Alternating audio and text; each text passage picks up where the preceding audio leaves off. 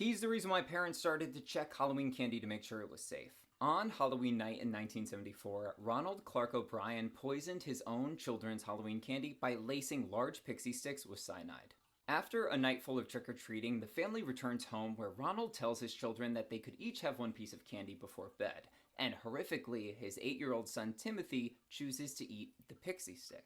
Just when you think that this case can't get worse, it does, because when 8-year-old Timothy opens the Pixy Stick and starts to eat it, he complains immediately that it tastes bitter because of the cyanide, and his father had the heart to just look at this little face and tell him, "I'll get you Kool-Aid to wash it down," very well knowing what was going to happen. Ronald would later tell police from the moment that he gave Timothy the Kool-Aid and shut the door, it took only 30 seconds until Timothy started to cry, "Daddy, Daddy, my stomach hurts." He was in the bathroom, convulsing, vomiting, and gasping, and then suddenly he went limp.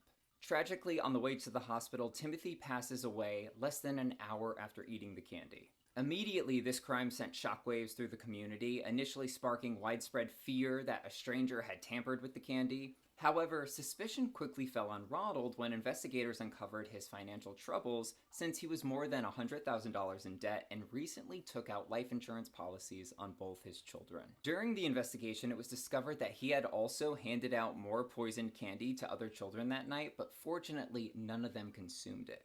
Prior to Halloween night, police discovered that Ronald had contacted multiple chemical companies to buy cyanide and even jokingly asked them how much it would take to end somebody's life. In 1975, Ronald O'Bryan was convicted of murder and was later executed by lethal injection in 1984, although he never admitted guilt, and even in his last words, he denied any wrongdoing. Ultimately, his crime left a lasting mark on Halloween in America, fueling paranoia around tainted candy for years to come.